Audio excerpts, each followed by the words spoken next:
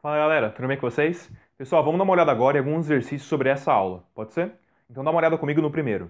Ele fala o seguinte: as invasões holandesas no Brasil, no século XVII, estavam relacionadas à necessidade dos Países Baixos manterem e ampliarem sua hegemonia no comércio do açúcar na Europa, que havia sido interrompido.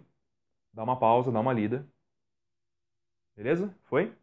Pessoal, é o seguinte, essa questão aborda, então, a causa que leva à invasão holandesa no Brasil. Então lembra, os Países Baixos na realidade são a Holanda. Então o que levou os holandeses a quererem invadir o Brasil? Voltando lá no século XVI, a gente percebe que há aquela crise dinástica em Portugal, em que o último rei da dinastia de Avis morre e deixa o trono vago. E nesse momento vai lá o rei da Espanha e toma posse do trono de Portugal, iniciando assim a chamada União Ibérica. Mas tem um probleminha, porque nessa época os Países Baixos são inimigos da Espanha, porque a Espanha era um império gigantesco na Europa, que dominava aquela região, mas alguns anos antes, os Países Baixos, a Holanda queria se emancipar da Espanha e entrou em guerra para lutar pela sua independência. Então, no momento que Portugal se junta à Espanha na União Ibérica, a Espanha é inimiga da Holanda. E isso faz com que os holandeses automaticamente se tornem inimigos também de Portugal. Tudo bem? Então, a alternativa correta que reflete esse contexto, pessoal, é a alternativa E de elefante, que fala aqui pela guerra de independência dos Países Baixos contra a Espanha e seus consequentes reflexos na colônia portuguesa devido à União Ibérica. Então, já que os holandeses são inimigos da Espanha e agora também de Portugal, os holandeses podem simplesmente invadir Pernambuco e conquistar para si mesmos, tudo bem? Justificando assim o porquê de ter havido as invasões holandesas. Fechou? Galera, vamos dar uma olhada agora na segunda questão, tudo bem? Ela é bem importante, então lê comigo. Ela fala o seguinte: o desenvolvimento do ciclo de preação ao índio no bandeirantismo vicentino, durante as invasões holandesas no século XVII, explica-se por quê. Pausa aí, dá uma lida. Foi? Beleza? Pessoal, essa questão aborda o desenvolvimento do movimento bandeirante. Então, como e por que os bandeirantes, durante a ocupação holandesa, ganharam tanta força e relevância no Brasil colonial?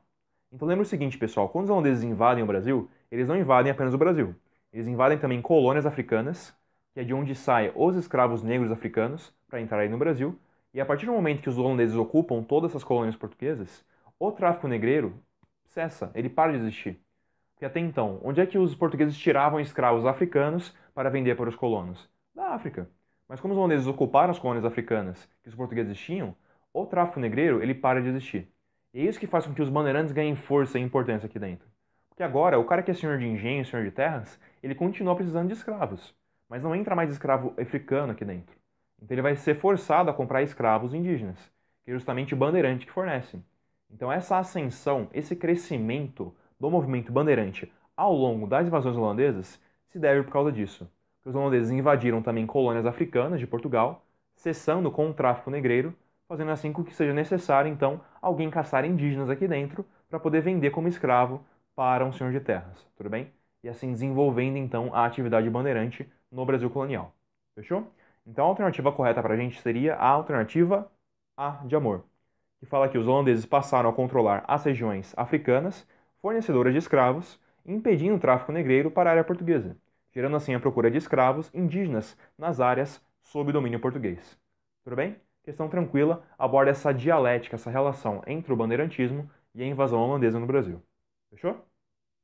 Pessoal, agora vamos dar uma olhada na última questão, pode ser? E ela é bem interessante, então fica ligado. Ela fala o seguinte: durante a União Ibérica, Portugal foi envolvido em sérios conflitos com outras nações europeias. Tais fatos trouxeram como consequências para o Brasil colônia? Dá uma lida. Foi? Tudo bem?